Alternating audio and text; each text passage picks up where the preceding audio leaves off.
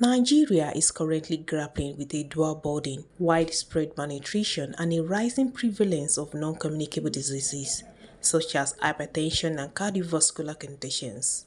A major contributor to this health crisis is the excessive intake of sodium, largely through processed and packaged foods, including the widespread consumed seasonings like Maggi cubes, used by 96% of the population.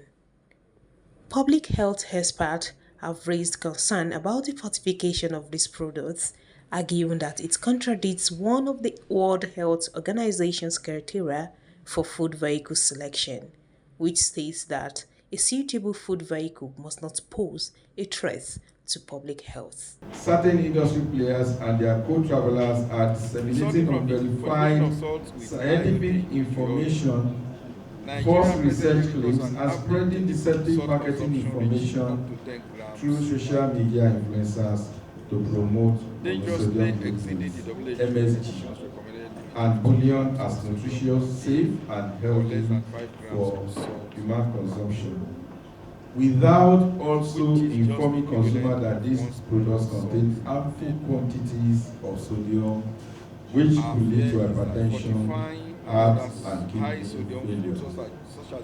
I'm not sure whether some of us will come across new digital media campaign, including even newspaper articles now, talking about how safe MSG is. What we are saying simply is that sodium is actually the problem, and MSG is what? MSG is sodium. The recent food insecurity and economic crisis in our country has led to a significant rise in the living expenses of Nigerians, where the masses can no longer afford basic food items, such as gari, giving industries the edge to produce cheaper and ready-to-use ultra-processed alternatives with low nutritional and health benefits.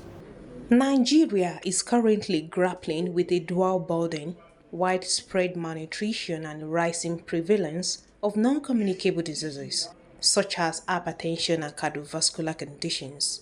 A major contributor to this health crisis is the excessive intake of sodium, largely through processed and packaged foods, including the widespread consumed seasonings like Maggi cubes, used by 96% of the population. Directly linked to the increasing rates of hypertension and cardiovascular diseases in the country, conditions that are placing a growing burden on Nigerians' healthcare system. That is why so many young people now are slumping and dying at very short notice. Application of salt with iodine already puts countries at the risk of high consumption of sodium. This is because people believe that once a food is fortified with a micronutrient, the demand for it increases.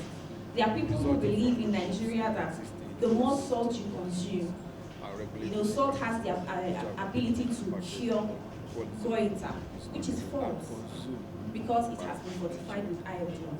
Now, fortifying bullion in addition to salt, it means that we're giving Nigerians, if Nigerians need to consume iodine, they go for salt, and then if they need to consume iron, they go for bullion, which means that there will be increased demand for two different high sodium foods.